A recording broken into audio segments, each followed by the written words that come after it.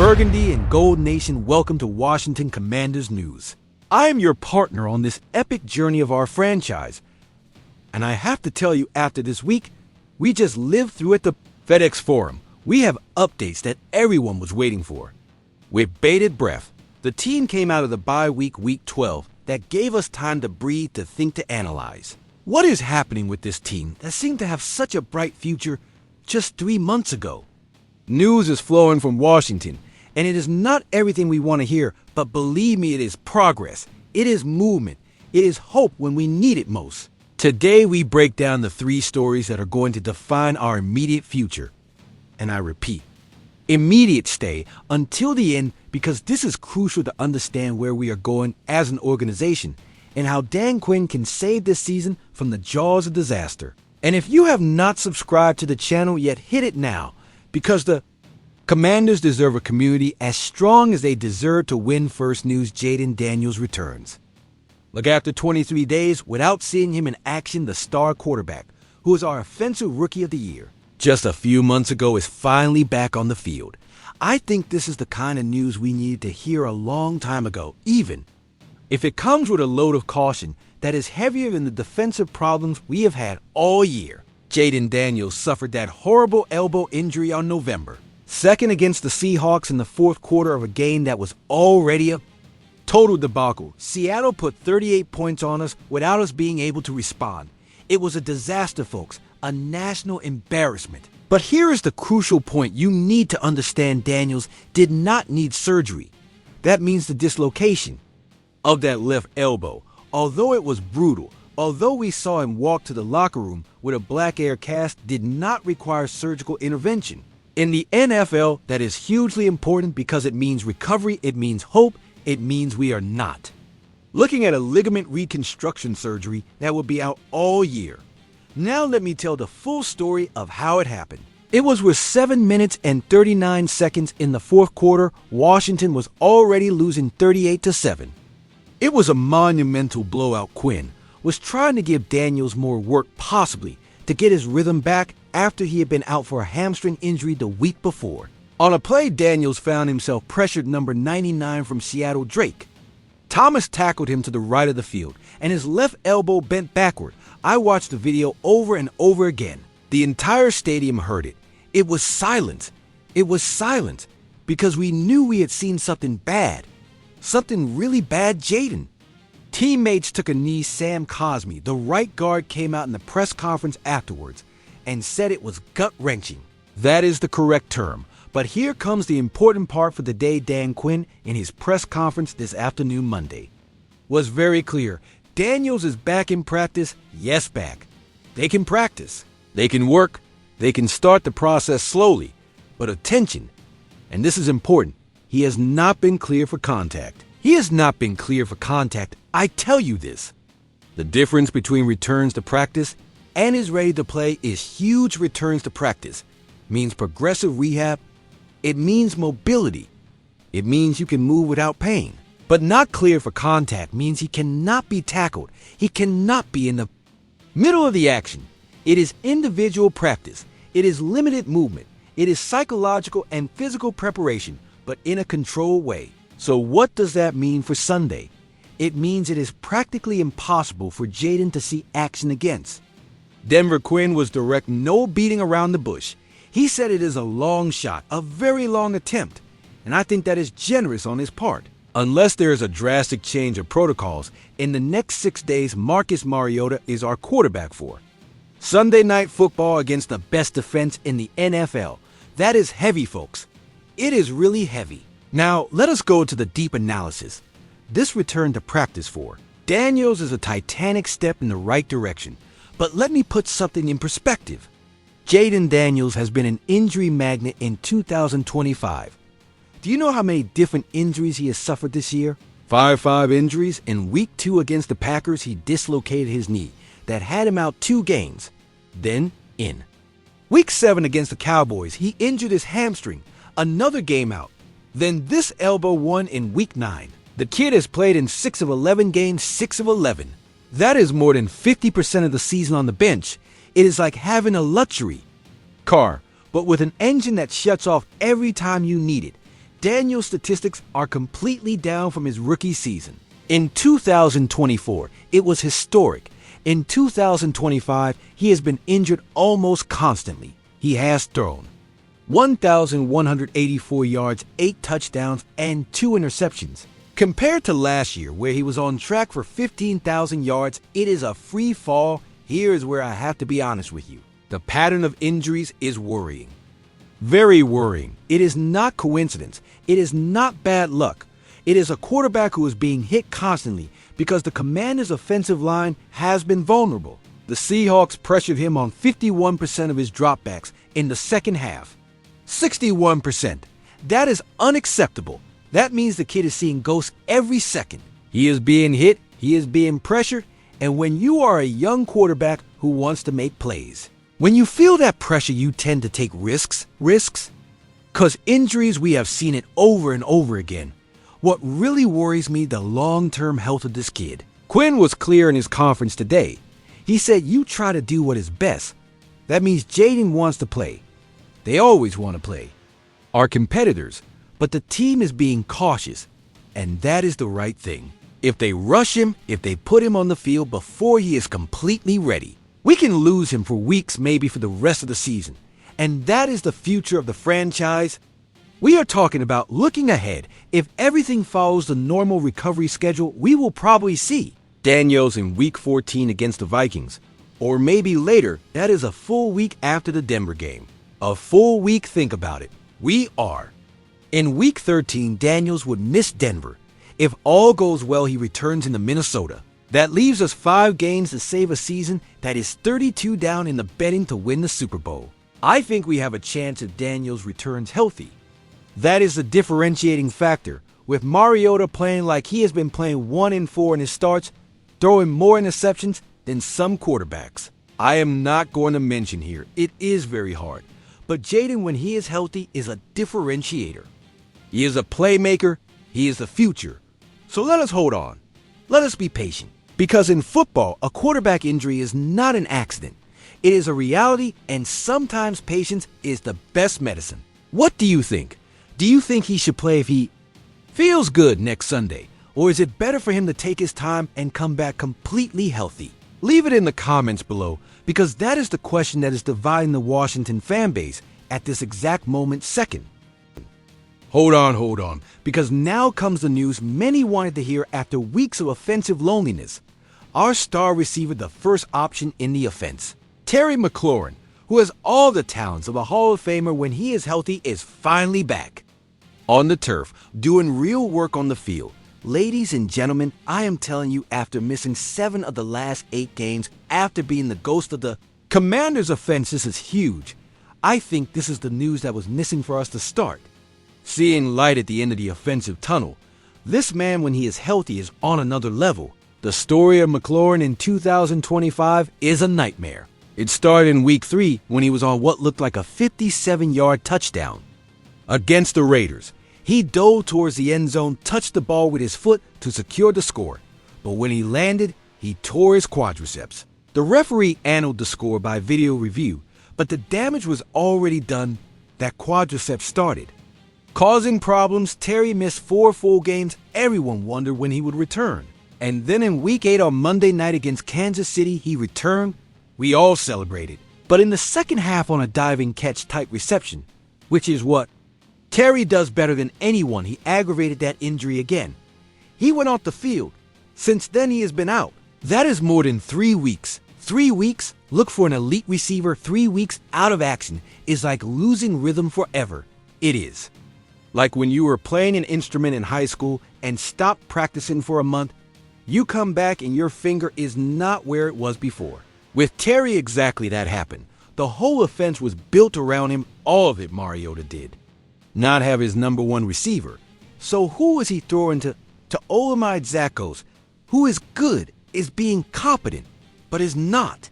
McLaurin to Deebo Samuel, who had his moment, but is not the same vertical threat Noah Brown, is on injured reserve since practically the beginning of the season. Austin Eckler, our star running back, is also out. So the offense became a mediocre operation trying to do more than it could. Here comes the critical information for today. Quinn said in his press conference this afternoon that Terry was in the walkthrough doing individual work. For those who do not know the NFL jargon, let me explain quickly. A walkthrough is a practice without contact, without maximum intensity movement. It is basically a rehearsal individual work. Means he is doing specific movements. He is testing his body. He is rehabilitating progressively. They are not throwing balls at him in full coverage. They did not put him in red zone plays, but he is there. He is moving that body. He is testing that. Damaged quadriceps. Quinn was cautious, but optimistic. He used the word next step. He said Terry is taking the next step in his recovery. And when a head coach says that, it means there's a real chance. Now here is what my expert analysis tells me. About this, Quinn was careful, but he was also honest. He said that if everything continues on this trajectory, McLaurin could be available for Sunday against Denver, he will not play 50 snaps. He will not play 100%, but he could be available. What does that mean? It means that if Denver is doing offensive things that require an extra corner, if we need a vertical threat urgently, if the defense focuses on someone else, Terry could be on the field. But here is where caution must win. Folks, that quadriceps is a muscle that does not play. It does not joke. It is explosion. It is change of direction. It is everything an elite receiver needs to do what he does. If McLaurin plays Sunday without being totally recovered, really without being 100%, he runs a massive risk. He runs the risk of re-injuring himself again.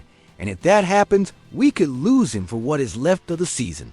I am not exaggerating. It is a reality of the quadriceps. It is a muscle that needs to be strong at 100% or it does not play. There is no middle ground. There is no, I play even if I am at 70%. It does not work like that. Either you are healthy or you are not. But here is the dilemma. If he waits one more week, if they sit him Sunday, he misses the most important game we have in this closing of the season. He misses Denver on Sunday Night Football. He misses 8 million people watching him.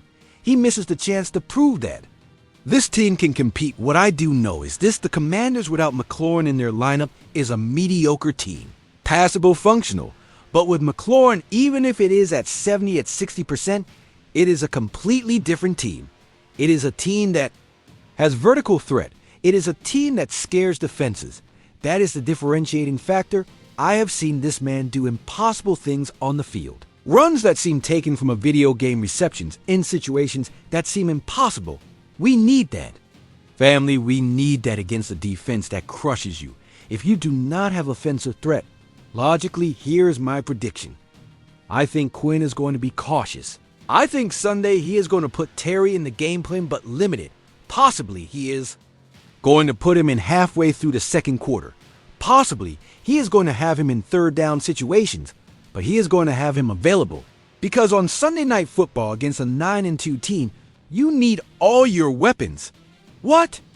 Do you say, does he play Sunday even with limitations, or does he wait to be 100%? Comment below your opinion, because this is a decision that can change our season. This is the type of decision that defines winning teams' champions. Take difficult decisions. Which side do you think Dan Quinn should go? Let us hold our breath for this, because it is heavy, folks. It is really heavy. The Commanders are going to go out Sunday night, November 30, Sunday night. Football, the biggest stage in the entire NFL. The eyes of the whole nation on us. And against Denver, who has been winning 8 games in a row. The Broncos are 9-2 right now. 9 wins, 2 losses. They are in peak form. They come from an epic triumph against Kansas City 10 days ago, that positioned them as serious contenders for the Super Bowl. It is on the same level of contention as the Eagles, as the Chiefs. We are talking about an elite team. B.O. Nix, that rookie who was draft pick number 12 for Denver last year, is playing like a veteran. He has thrown 18 touchdowns and 8 interceptions in his rookie season. That tells you he is a quarterback who does not make many mistakes. He is consistent. The Denver defense is the best in the entire NFL right now. They allow only 174 points per game. That is half a defense. That is a defense that kills offenses. I tell you this directly without beating around the bush. The Broncos are favorites by 6.5 points. 6.5 points, that means according to Vegas, who is the one who knows who is the institution that has been studying this for decades. We have 39% probability of winning. 39, less than 40. It is almost impossible. The money line is at Broncos minus 300. And 50, that means you have to bet $350 to win 100. It is that sure that they believe. Denver wins. Now I ask you, when was the last time a team with 3 wins and 8 losses went out to a Sunday night football against a 9-2 and beat them? It is not that it cannot happen. Obviously, it can happen. It is football. Anything can happen. But let me tell you, the statistic is not on our side. The math is not on our side. The odds are against us. Mariota is going to be our quarterback because Jayden Daniels is not cleared. Mariota, who comes 1-4 in his starts. Mariota, who has thrown 7 touchdowns and 5 interceptions all season. Mariota, who is professional, who is competent, who can win games, but is not Jayden. Mariota is going to have to be perfect against the best defense in the league. It is heavy. Here is the real defensive analysis. Right now, we are in the basement of the NFL in defense. We allow almost 400 yards per game, 387. Only one team is worse than us. The Bengals allow 418. We are the second worst. Our pass defense allows 264 yards per game. Our run defense allows 137 yards. That is catastrophic, folks. That is the worst defense we have seen in years. B.O. Nix and this Denver offense is going to have a field day. It is like sending a child to school with a superhero uniform, thinking he can fly. It does not work like that. Dorrance Armstrong is out. Dietrich Wise is out. Our main corners are out. It is a defensive catastrophe. It is an offensive nightmare for us. But look, this is football, folks. Miracles happen. David defeats Goliath in the first week of Commanders history. Against the Giants in Washington, it happened. In the playoffs last year, we defeated the Lions. They are small possibilities, but they are possibilities. I think we have a chance even if it is small. We have to play with heart. We have to play with hunger, and we have to go to that game as if it were the Super Bowl, because for the Commanders in 2025, it practically is. It is our opportunity to show that we are not dead, that last season was not an accident, that this team can compete against elites. Quinn has to make changes. He has to find that spark he had in the playoff last year. What really worries me is this. The Broncos not only win, but they win in difficult situations. They are 7-2 in one-score games. Denver has been trailing in every one of their 11 games, everyone, but they find ways to win their kicker. Will Lutz kick the game winner against Kansas City last week? They are that type of team. We have lost 6 games in a row. We are that. Other type of team, that is an abyss of difference in mentality. Are we going to give up or are we going to fight? Because that is what has defined Sunday. It is not if we win or lose. It is if we play with pride. It is if we show that we are the Commanders, that we come from a tradition of winners. Let me know in the comments if you think we can pull this off. Because honestly, the Denver defense is going to have a bad day. A very bad day for us to have a chance. Let me put something in perspective. Marcus Mariota has played 8 games in the season. He has won 1.